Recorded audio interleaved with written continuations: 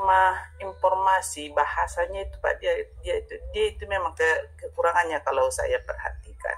Jadi kita sebagai guru memang perhatian lebih lah sama anak-anak yang istimewa seperti ini.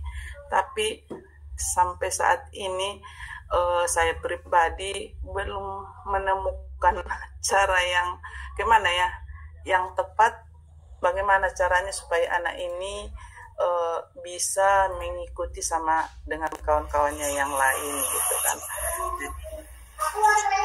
Bagaimana cara yang paling pas gitu Pak? Mungkin yang dilakukan Bu Nur, yang dilakukan oleh Bu Nur Anita apa Ibu Nur Anita yang sudah dilakukan untuk mengatasi hal tersebut Ibu Nur Anita? Di antaranya gini, kalau tempat duduknya selalu itu saya dekatkan dengan meja saya. Jadi kalau teman-temannya sudah belajar umpamanya membuat karangan sederhana, dia itu masih saya buat di meja mendikte di salah satunya, membaca seperti yang Bapak sampaikan tadi, empat mata. Dia membaca di depan saya menyimak gitu. Kayak gitu-gitulah Pak. Itu kalau jam-jam kosong saya panggil dia ke ruang kantor untuk membaca 1 halaman atau 2 halaman. Namun perkembangannya saya perhatikan masih lamban gitu Pak. Masih lambat, oke. Kira-kira Ibu melakukannya seperti itu sudah berapa ini Bu? Apa kalau dalam hitungan itu prosentasenya sudah mencapai berapa persen Ibu? Contohnya saat inilah Pak, di kelas saya jumlah murid saya ada 21. Yang sangat terlambat itu satu yang pendekatannya udah 1,5 bulan lah kita ya di tahun ajaran baru ini Pak. Itulah selalu pendekatannya saya buat. Iya. Oke, Bapak. Kalau saya perhatikan setelah terlambat dia memang berbicara ini, membaca ini, memang di menulisnya pun memang bermasalah. Iya. Kayak sejalan dia kayaknya Pak. Oke, Ibu saya sekarang mau tanya, dia masuk dari kelas 1K atau pindahan dari kelas 6 itu? Atau dari mungkin dia dari kelas 1-nya, kelas 2-nya sudah ada mengalami kesulitan seperti itu? Dari kelas 1 selalu itu. Dari kelas 1. Di setiap tahun kenaikan kelas kan kita ada rapat guru gitu kan. Selalu itu siapa yang menangani dia selalu yang muncul namanya. Namanya anak ini sini bermasalah membaca, selalu itu wali kelasnya menyampaikan. Bahkan sampai saya pun disampaikan. Oke Bu Nur, dari waktu 1,5 bulan itu pada saat Bu Nur bertemu si dia ya di kelas 6 ya, karena Bu Nur kan wali kelasnya. Rentang waktu 1,5 bulan itu yang dirasakan Bu Nur apa? Masa kalau sudah belajar rentang waktu agak begitu lama tidak ada peningkatan kan nggak mungkin ya Bu ya. Mungkin ada sedikitkah peningkatan. Kira-kira berapa persen Bu Nur Anita? Kalau dipersentasekan, persentasenya hanya 10-15%. Oke, terima kasih sudah terjawab Bu Anita.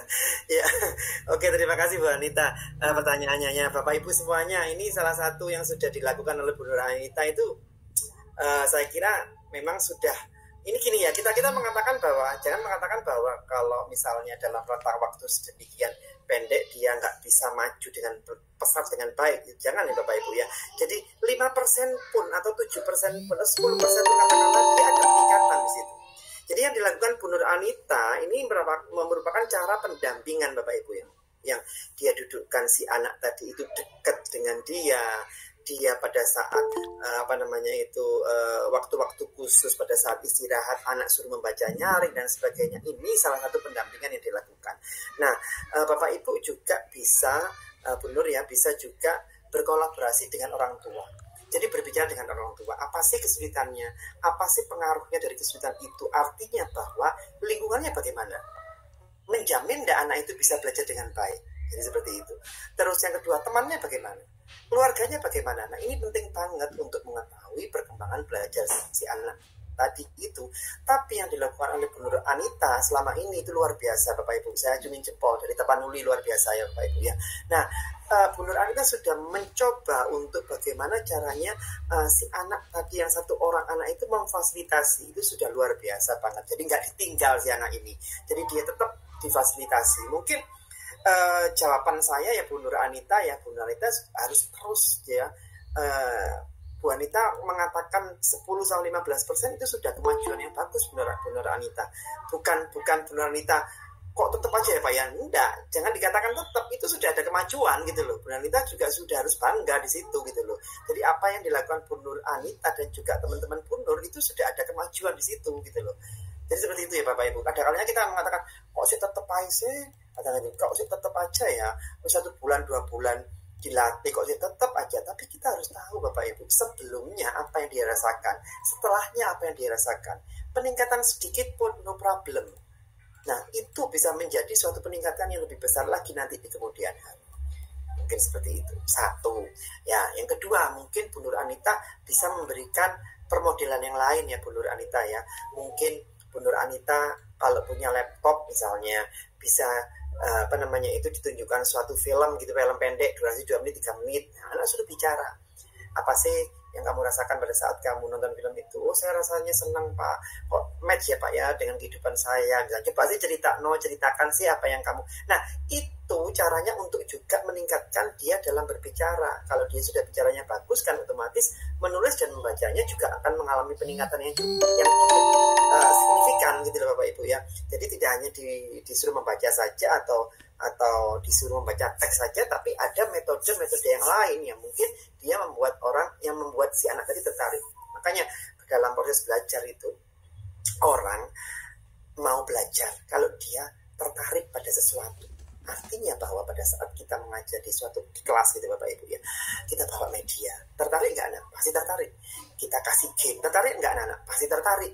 Nah, jadi ada sesuatu yang lain, sesuatu yang baru, sesuatu yang unik yang diciptakan oleh Bapak Ibu semuanya. Ya, mungkin itu ya Bu Nur Anita, terima kasih. Terima kasih banyak Pak.